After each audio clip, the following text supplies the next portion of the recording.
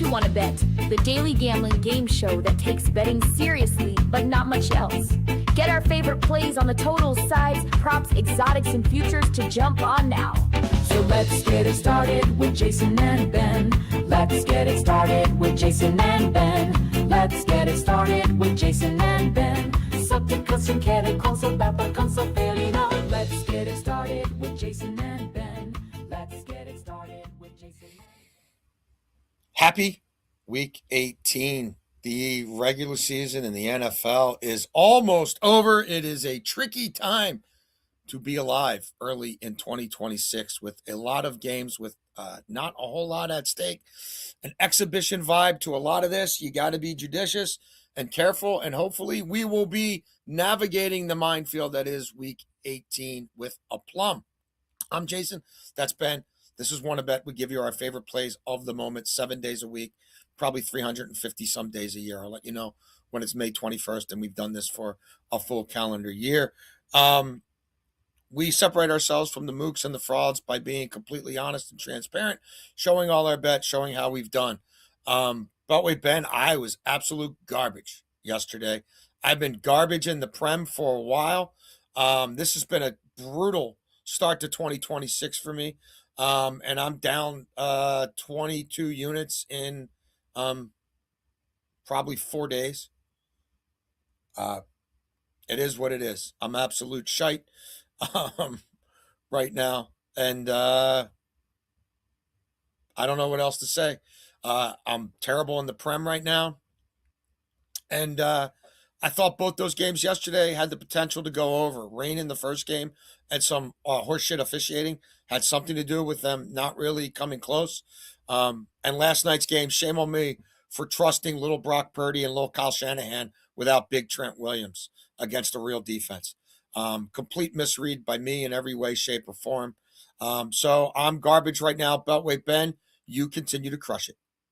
Yeah, last night was a pretty great night for me here. Finished up north of 6 units. We could have done better. If Barner gets 30 yards or Barner catches one more pass, we finish up probably closer to 10 because we had Barner involved in a few parlays. He goes down with the injury, but those ones were unfortunate. It still was a very, very good night when you look at what we did. Tremble, we were on him a bunch of different ways. We had him anytime touchdown at plus 500, and it was a full unit.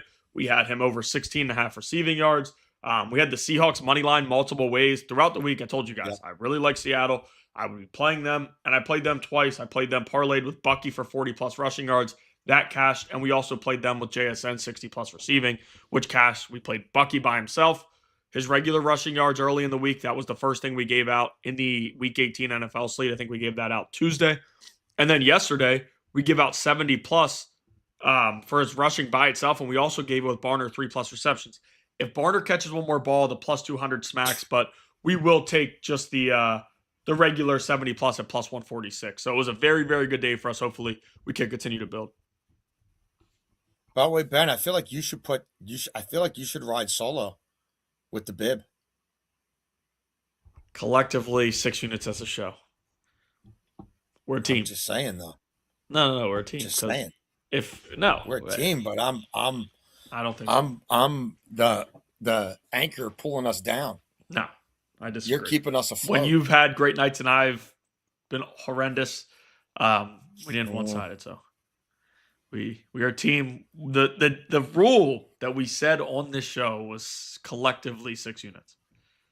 Yeah, I know. That's what we got to be. But I also feel like sometimes you got to give a man his due. You had great reads on those games. I went 0-3 in college basketball. Arsenal basically putting a goal in their own net 10 minutes into that match was great. And we lost Leeds this morning. Should have just done Leeds double. Calvert-Lewin had a chance to poke one in at the post. Missed. All right, first down. Look, there's not that many games that I'm on this week, and there's not that many games that I'm on multiple ways. But I think this is a shot for Trey Lance to do a little something here with the Chargers. I loved what I saw of him in the preseason. Yes, I know it's the preseason. But this kid's skill set with Harbaugh and Greg Roman coaching him up against the Denver defense that's looked a little bit vulnerable to me lately, in basically a no-pressure spot, because the Chargers have basically told the world, we're cool with where we are. We just want to get in. I think Trey Lance can cut free here. And I'm on Trey Lance a bunch of different ways. You could find a Trey Lance anytime touchdown at 5-1. I love it. Trey Lance, 40 or more rushing yards, plus 205. We're on that. And I think there's going to be an explosive run or two from Trey Lance. So at plus 725 for Trey Lance to have a rush of 20 yards or more, I'm on that as well. Look, Herbert's over that 40 or more himself in 4 of the last 9 games, and that's with a broken hand where he couldn't really grip the ball right. And that's with the team not wanting him to run that much. I mean, look, Herbert has run for 57 or more yards 4 times in the last 2 months. This kid was drafted where he was drafted because of the size, speed, arm combination. The Chargers have issues on the offensive line. And, I don't know that Denver wants to sell out to take away the run, because, Denver needs to win this game to make sure they're the 1 seed. They don't need to cover. They just need to win the game. I think Denver's going to be more worried about, don't let this kid get outside the pocket and throw it 60 yards downfield and pick up chunk yards. We've seen numerous games here recently, division games, where Herbert's run 10 times for 66 yards and a touchdown against some pretty good defenses. So we saw what Herbert did against a Philadelphia defense. That's great against the ground.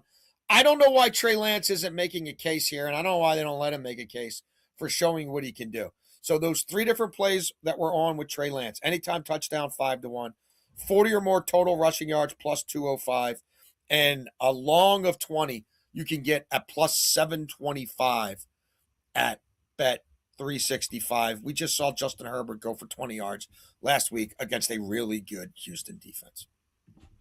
Yeah, I'm going to head to this Ravens game. I told you guys yesterday I was absolutely going to be on this, so we'll play it here now. Pat Freiermuth over 31.5 receiving yards at minus 110.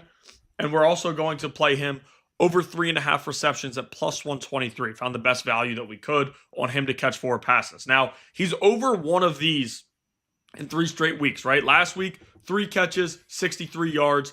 The week before that, 4 for 20 in Detroit. And then home against Miami, 3 for 45. Home against Miami, it's cold. It's when you want the quarterbacks throwing to the tight ends. And I live off of that a lot. Tonight in Pittsburgh, it's going to be freezing under the lights. And now you're without DK, who was out last week, and we saw what Freiermuth was able to do. And you're also without Darnell Washington, who got hurt in the first quarter. From the quarters 2 through 4 is where Freiermuth did all his damage. All 3 catches and 63 yards were in the fourth quarter. To me, in this spot, I know it's been a weird connection all year. Rodgers is an interesting guy. I'll just say that. Rodgers is very interesting with how he goes, but he's had to go his way a bunch of late, and he's had success doing it. The middle of the field is open against the Ravens a lot. Freiermuth, in his career, has had success against the Ravens. I lean giving out anytime touchdown. I just couldn't get there because I don't know how much they're able to move the ball down the field. I don't think they're in a good spot. It's colder. We get looks to the tight ends a bunch in these spots. So give me Freiermuth over 31.5 receiving yards at minus 110, and we'll also take him over 3.5 receptions at plus 123. I'll stay in that game on second down, Beltway Ben.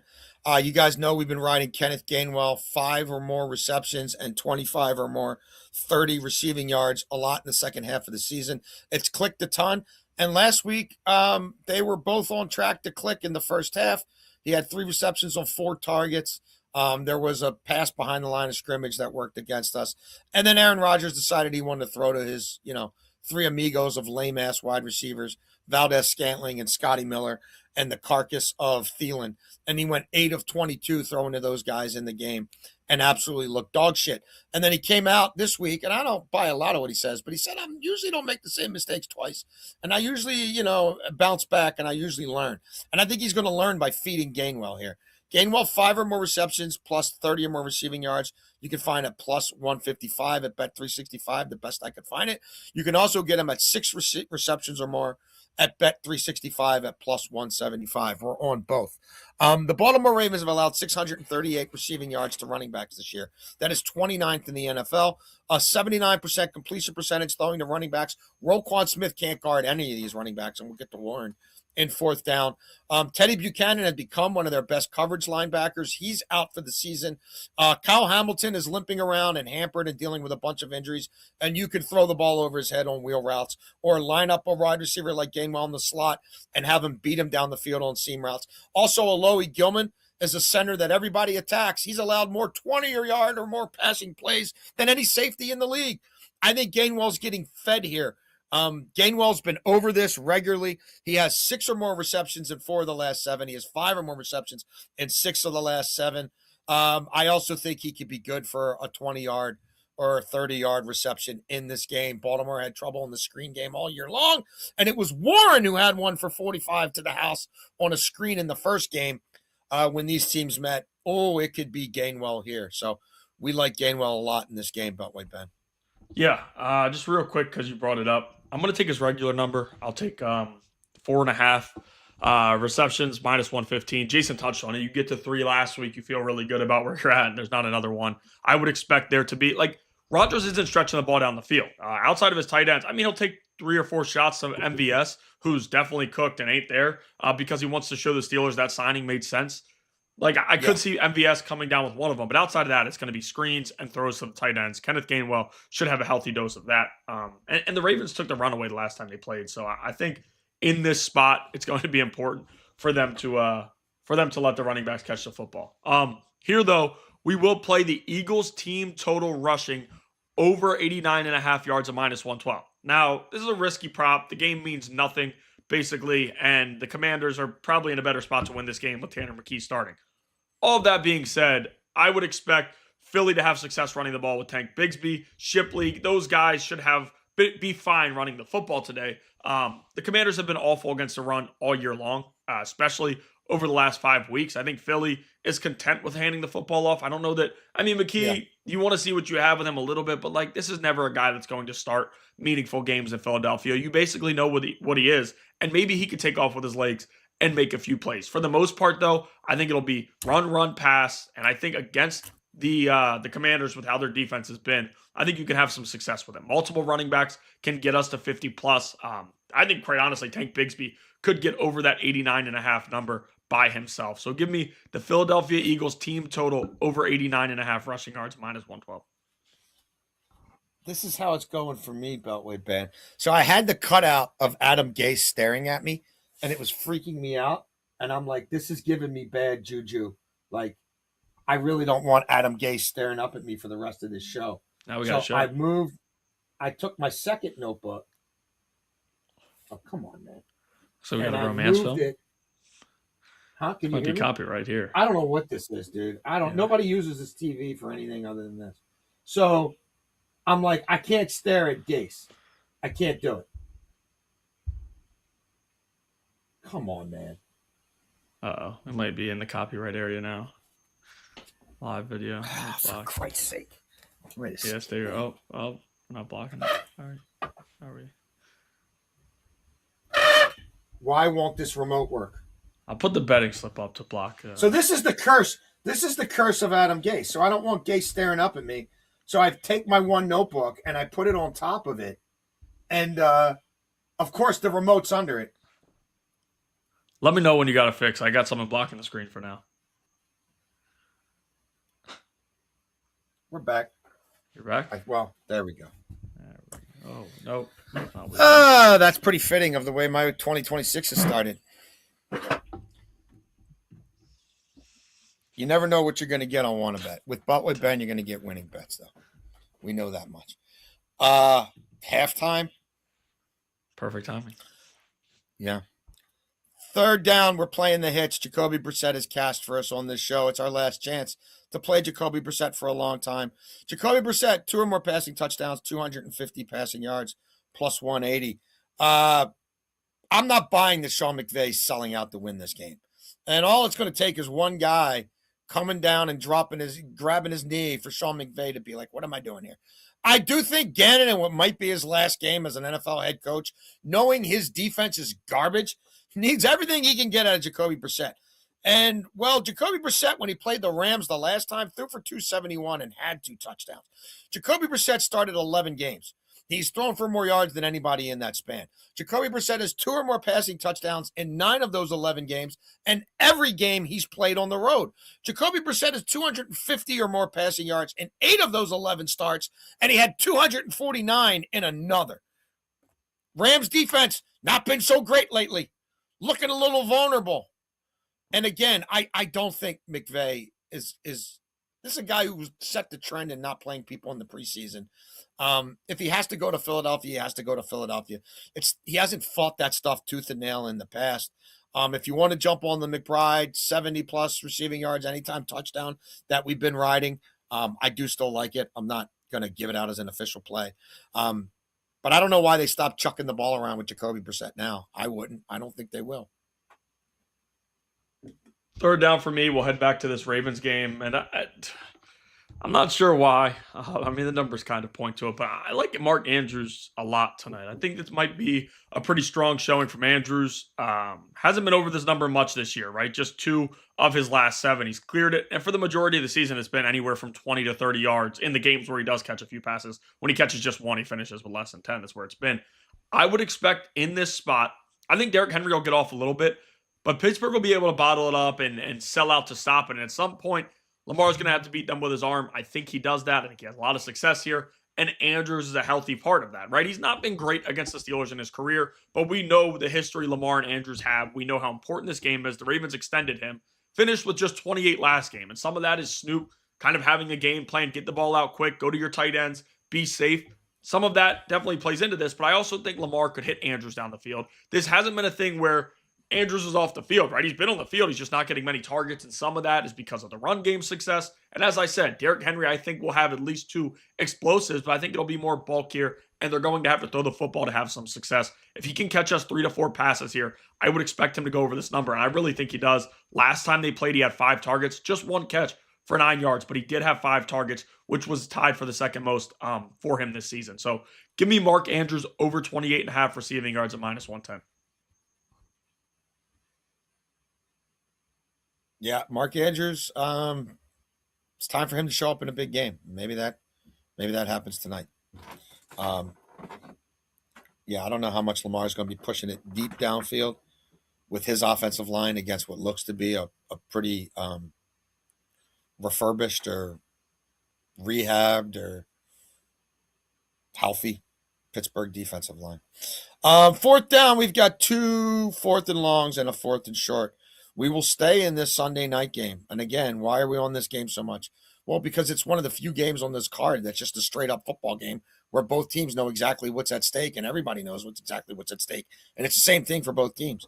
I don't know that Derrick Henry has 150 or 200 or goes crazy like he did in Green Bay, but I do think he'll get volume. And I think with what they're doing right now, pitch plays behind Pat Ricard, running especially behind Ronnie Stanley, there's potential to break 1. Derrick Henry, long rush of 20 yards or more, +115. Again, priced way better at Bet 365 than anywhere else. That's why I'm giving it to you. He has a rush of 19 yards or more in 5 straight games. He has a rush of 20 yards or more in 4 of the last 5. In his career, regular season, December and January games with the Ravens, he's played 9 of those games. He has a rush of 19 yards or more in 8 of those 9. He could do it inside. He could do it outside. This Pittsburgh defense, yes, it is more fortified now with Harmon back and Herbig back and Watt coming back, though he may be on a pitch count, and Hayward playing the best football he's played in a while. But they also knew that Derrick Henry was running the ball a ton last year in December and January, and he faced him twice, and he road graded them both times.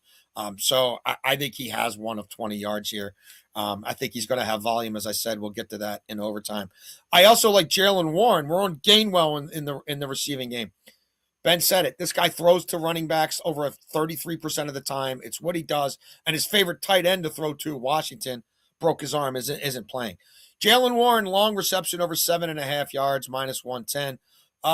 12 times in 12 games this season, the Baltimore Ravens have allowed at least 1 reception of 10 yards or more to a running back. Warren is over this himself 8 times this year. He's over this 8 times. Then there's another 4 times where he had a reception of 6 or 7 yards. 6-7. So he was right around this. I think he has one, frankly, for 10 yards or more today against the Baltimore defense that we've chronicled has really struggled defending running backs in the screen game. And then 4th and short, Erling Haaland first goal in the Man City-Chelsea match.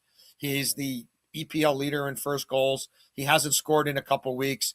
Arsenal won again yesterday. This is a must-win spot for Man City if they're really going to beat Arsenal and win the title.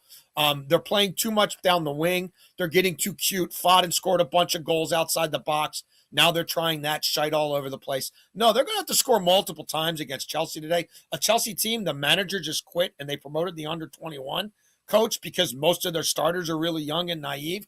I think they're playing through Haaland in the middle of the box over and over and over again. Keep the main thing. And at plus 260 on him to be the first goal scorer in this match, it lured me in.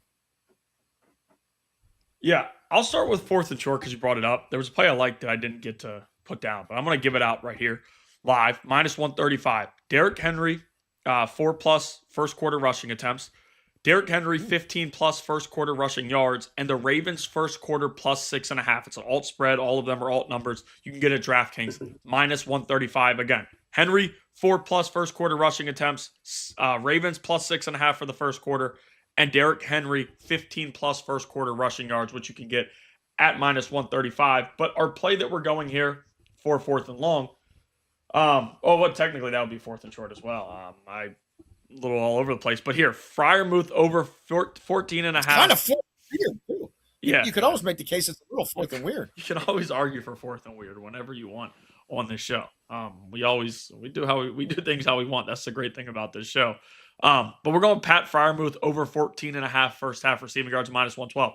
Broke it down before. I don't know that it's going to be the first half's ugly. Like, if Aaron Rodgers ain't going to Freiermuth in the first half, nothing will change in the second half. This guy knows what he wants to do. He's going to be pretty particular about how he's going to do things. He'll take a few shots to MVS. He'll throw the ball to Thielen a few times because he did have to mention post-game last game how important those guys were for this team's success and how they won the game basically because he made the decision to get them to sign Thielen and to get them to sign MVS. I get all of that.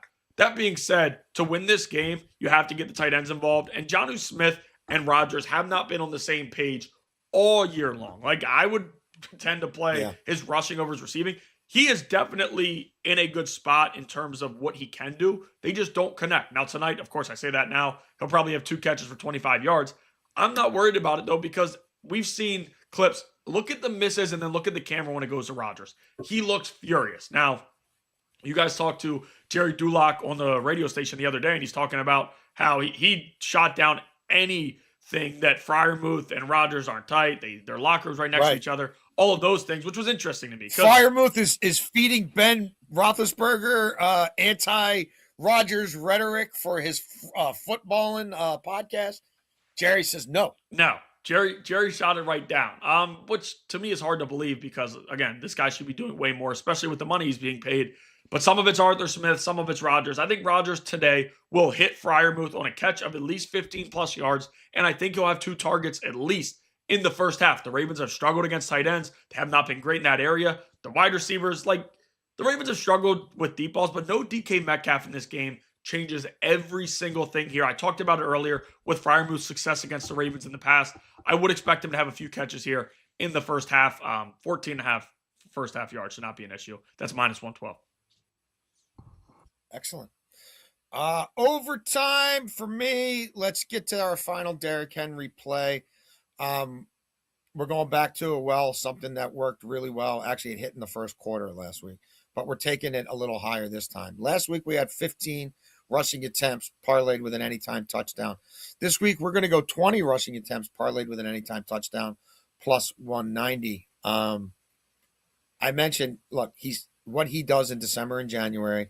We went back on my radio show. I looked at every time in his career he's run for 30 or more yards and then also 25 yards, 25 attempts or more, 30 attempts or more and 25 attempts or more. And then what he's been able to do the next week. So if it was week 18 and he didn't play again till week 1, I didn't count that. It's regular season only, not playoffs. What he did the week after running the ball at least 30 times. And guess what? Almost all the time, he ran for 20 again, and he scored another friggin' touchdown. And it brought out the best in him, and he liked getting in a lather. Now, eventually, you will hit the wall. You can't do this all the time. But wait, Ben, last week when the Ravens had the ball, John Harbaugh all of a sudden shows up with a play sheet in front of him. Like, John Harbaugh's taking a lot of heat for not running Derrick Henry enough. He ran 36 times last week. I don't think he's running 36 times this week. I don't think 36 is sustainable. But I also think on the road with a bad offensive line and pass pro against a fortified Pittsburgh D-line, I don't know how you don't go out giving this guy the ball 20 times. And even if it's 2 and 3 and 4 to start, they know he's the opener and the closer. And 20 to me is not an unreasonable number. He's averaged a touchdown a game as a Baltimore Raven. I mean, that's been baked into the cake. Their goal to go passing game has sucked. Their red zone passing game, even with Lamar, has sucked.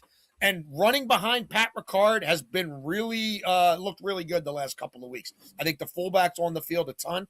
I think Derrick Henry gets fed at least 20 times. And again, I don't think he's running for 200 yards. I don't know if he's running for 150 yards. But I think with all that volume, there's one explosive, and there's a touchdown in there.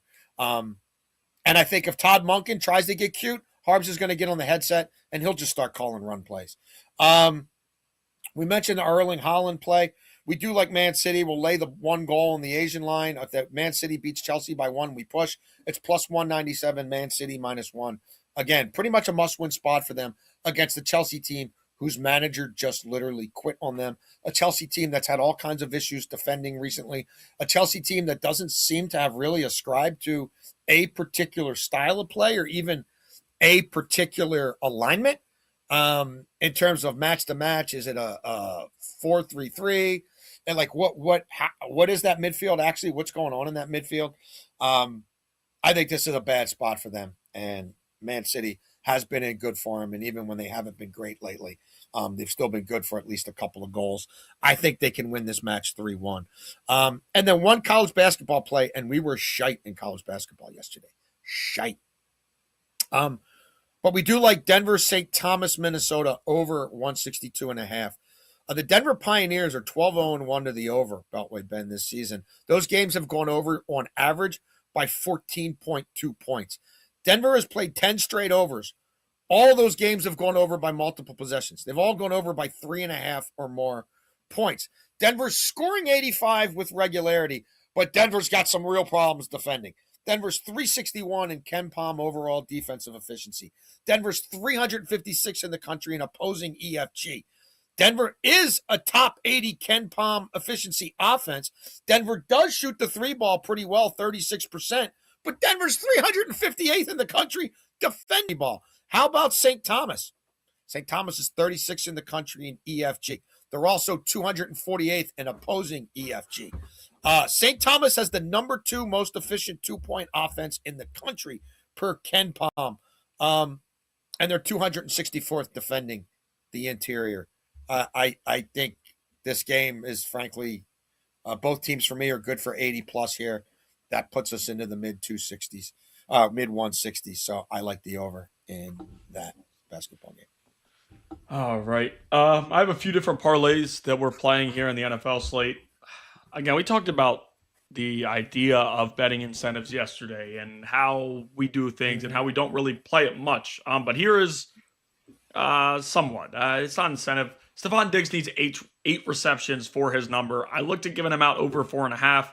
Went back and forth with it and ultimately decided if I'm going to lose with Diggs, I'll go with Jefferson as well because Jefferson needs about 50-some yards to get to 1,000. So I parlayed those two together. Stephon Diggs, 4+ receptions. Justin Jefferson, 40+ receiving yards. And Jamison Williams, 40+ receiving yards, plus 113. This spot for me, New England is playing for something, right? And Diggs has cleared this. This isn't something that I'm begging him to do where I'm taking it just because of the money. Like, he needs 8 receptions. He's got to get 4. He's gotten 4 in the majority of their games this year. There's a lot of weird stuff going on off the field with him. Good stuff at all. And when he's on the field, they're going to have to get him the football. I just think here in this situation, 4+ receptions against a defense that has not been good against wide receivers throughout the year. They just haven't. And some of their matchups have helped them of late, playing against bad quarterbacks, playing against wide receivers who really aren't anything special. But here, Diggs is a wide receiver 1. It's a weird situation. But we saw what Jamar Chase did just a few weeks ago against Miami. We've seen what some other guys have been able to do. 4 receptions shouldn't be an issue. Jefferson, I talked about it. I trust O'Connell enough. They want to get him to 1,000. 40 plus, we take him down. This isn't even 1,000. If he gets 40 plus, he's still not there. But we're taking 40 plus because I think they're going to spam him and do what they can to get him there. Listen, they've screwed him a lot of different ways this year, J.J. McCarthy being one. You have got to get your best player of the football. We are asking for a top 3 wide receiver in the NFL to get to 40 yards. I get that he hasn't done it much this year, but with this spot and this situation and them really not sitting many guys, if you look at the matchup for them, Green Bay is sitting everybody. They're not sitting many dudes at all. So I think Jefferson should be able to have some success. And it's also not the Jair Alexander days where Jair Alexander had a lot of success shutting down Jefferson, getting in his head. He's semi-retired right now, so he doesn't have to worry about that. And then Jameson Williams. Raven for life, yeah. Jameson Williams, 40-plus receiving. I like Jameson Williams a lot in this spot. Amon-Ra comes in banged up. He's questionable. He's one of those guys that always tries to give it a go, but in Week 18, when your season's over, I don't know why they would play him. Even if they do, I think Jameson can hit one big explosive, right? We saw what San Francisco's passing offense did just last week against Chicago. Dan Campbell definitely wants to kind of rub it in Johnson's face if he could. I don't think they win, but Dan Campbell ain't laying off to let them get a free win and let their seeding stand the way it is. He wants to beat them. We know how they beat them last time. Chicago did. So give me Jameson Williams 40-plus receiving at plus 113. Next parlay that we have here. Shuck 200-plus passing yards. Jaden Higgins 25-plus receiving. And the Jags and the Ravens on the money line plus 196. We're already on the Ravens a few different ways from earlier in the week. But here we're going to play these 4 things together. Shuck has gone for 200-plus in a bunch of games, and I don't know that it stops today against the Falcons defense, who, if the Rams didn't force or throw so many picks the other night and turn the ball over the way they did, we would have been in a much better spot, for sure. And Matthew Stafford also would have had a lot more success. He still had the yards. He still made some big throws when they were needed to late, but ultimately the turnovers early hurt them. I think Shuck is going to be throwing it all across the field. They're healthy. And this game all of a sudden means something because the NFL just wanted it to be that way. Jaden Higgins, 25-plus receiving yards. Listen, you have no Nico Collins all of a sudden. This game still means something. Like, I know they want to get him some rest, but it's not like this game means nothing. They won't ultimately know what they're doing until later in the day in terms of playoffs. So I think Jaden Higgins, 25-plus with no Nico Collins shouldn't be an issue. He's been really good this year, and especially in the spots where C.J. Stroud has looked his way a bunch. Now, with Nico Collins off the field, you're going to draw the best corner, but I'm not worried about that. The Colts secondary has been garbage. I think he's going to be able to attack him, which is a reason. We'll get to him again in just 1 minute. The Jags on the money line, they need this win. I don't see them losing. And then the Ravens on the money line. Talked about it a lot this week. I think this is the game that the Ravens beat Pittsburgh. I don't think the Ravens are a good football team right now, but I think just, that little of Pittsburgh in a spot like this one. I think it'll be ugly. I think it'll be low scoring, probably come down to the last possession. But ultimately, I think Lamar Jackson comes out on top, and that will round us out to plus 196. And then the final play, simple one. I just talked about Higgins a little bit. Jaden Higgins over 48.5 receiving yards, minus 110. You got to throw the football here. Indianapolis has not been good stopping the pass. Jaden Higgins today will be wide receiver 1 with no Nico Collins. C.J. Stroud has played better as the year's gone on. The Texans seem pretty legit, and I think you'll be able to attack them through the air. So give me Jaden Higgins over 48.5 receiving yards at minus 110. Excellent. So we will have NFL futures uploaded, added into the stats here in the next couple of days, right? Yeah, it'll probably be the next few days, yeah. I did add a few that have already cashed. For you, I added the Colts to miss the playoffs.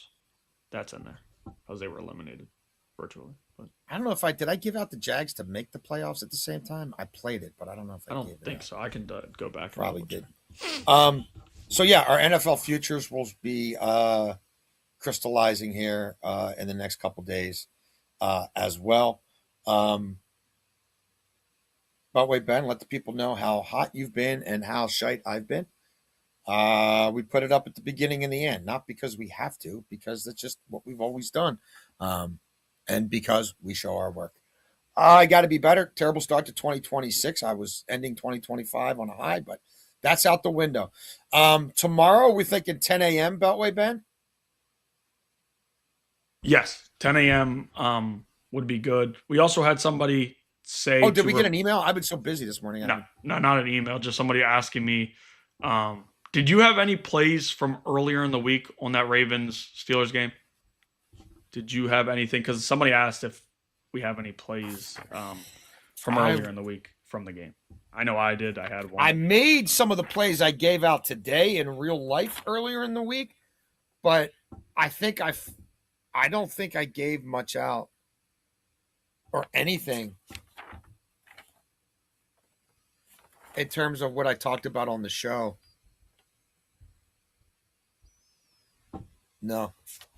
I mean, I'm with you. I lean Ravens money line. I haven't played it. I do think they probably win this game. I'm scared of Lamar in the back situation to do much there. Gainwell and Henry, I think the game kind of runs through them. That's why I'm on them a couple different ways. No, and all you gave out, you had Ravens money line as part of a parlay. Yeah, the one Ravens thing that I gave out earlier in the week, just a reminder, and I don't know what the odds are. I was trying to put it in real quick. I know what the odds are at the time, but I don't know what they are now. Ravens money line, Lamar Jackson 150 plus passing yards, and Mark Andrews 2+ receptions. That was plus 104 when we put it in. When I have it, let me see what you can get it at now. Just real quick, if anybody still love that play. I think Andrews is going to have a fine day. I think Lamar will throw for enough. Andrews. It's plus 102. Plus one. So, I mean, he lost 3 cents. That's still plus money. That's what we're all about. Yeah, so that's the show. We'll be back tomorrow at 10. We've got premiership games through the week. Obviously, we got college football, playoff games, NBA, college basketballs, and we're getting into the regular swing of things with conferences playing on certain days. So we're getting teams in a regular conference practice and game mode, which is good for the data and the numbers and all that stuff. So, yeah, hope your 2026 is off to a better start than mine. And onward and upward, man. We keep perfect.